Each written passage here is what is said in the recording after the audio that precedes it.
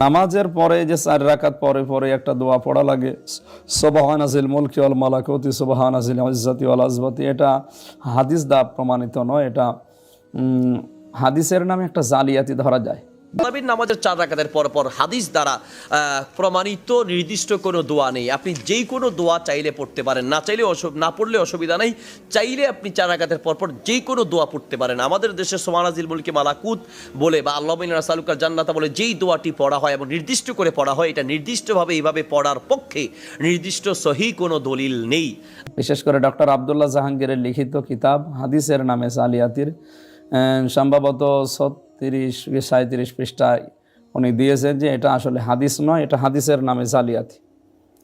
এই হিসাবে আপনাদেরকে আমরা বলবো যে 2 রাকাত বা 4 রাকাত পর পরে আপনি পড়বেন আল্লাহু আকবার অথবা আস্তাগফিরুল্লাহ অথবা আল্লাহুম্মা আনতাস সালাম ওয়া মিনকাস সালাম।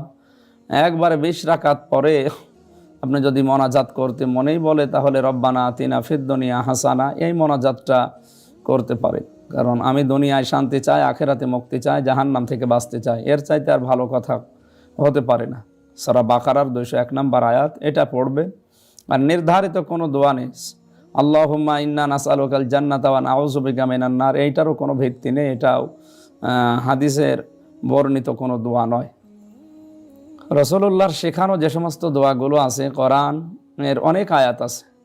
বিশেষ করে নামাজে দাঁড়ানোর আগে যেটা পড়া হয়, ইন্নী ওয়াজ্জাহতু ওয়াজহিয়া লিল্লাযী ফাতারাস সামাওয়াতি ওয়াল আরদা হানিফা ওয়া মা আনা মিনাল মুশরিকিন, আসলে ওইটা আমরা যাই নামাজের দোয়া হিসেবে চালাই না। ওটা নবীজি পড়তেন তাকবীরে তাহরিমা দেওয়ার পরে, আর আমরা তাকবীরে তাহরিমার আগে পড়ি, এটা ঠিক নয়।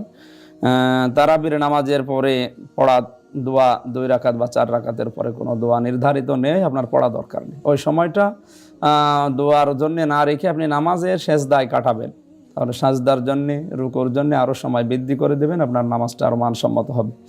তারাবি, আমরা আমাদের দেশে তারাবির দোয়া আছে, 4 রাকাত পর পর দোয়া আছে। এই দোয়াটা কোনো সুন্নত দোয়া না। তারাবি এখানে আমরা ফাঁকি দিই। তারাবি মানে বিশ্রাম। কেন বিশ্রাম?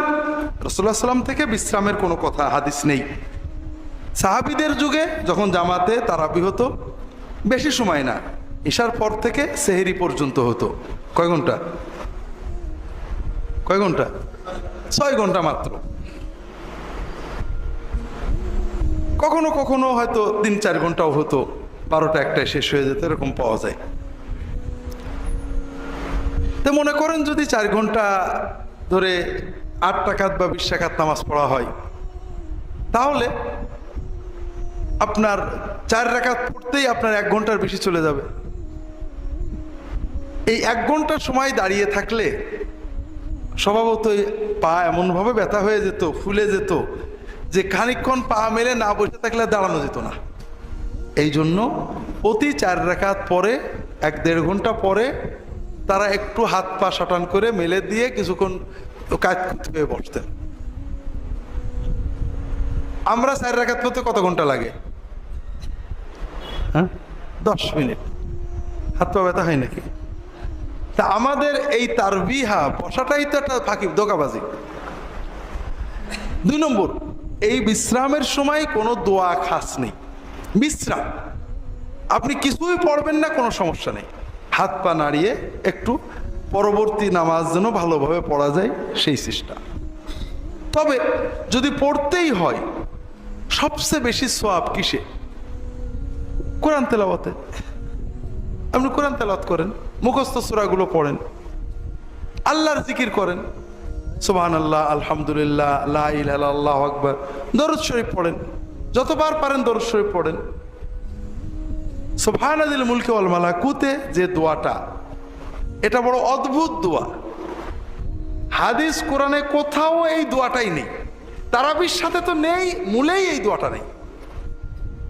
কথাগুলো খারাপ কিছু না, কোরআন হাদিসের বিভিন্ন শব্দ নিয়ে বানানো। যেমন মনে করেন রব্বানা আতিনা ফিদ দুনিয়া, কোরআনের একটা দোয়া। রাব্বিগফিরলি ওয়া তুব আলাইয়া, হাদিসের একটা দোয়া।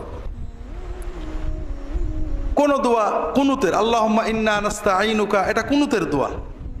রব্বে আল্লাহুম্মা ইহদিনি ফিমান হাদাইত, এটা কুনুতের দোয়া। কুনুতের দোয়া আপনি সেজদায় পড়তে পারেন। কুনুতের দোয়া আপনি তারাবিতে পড়লেন, অন্তত এক জায়গায় পাওয়া গেছে হাদিসে।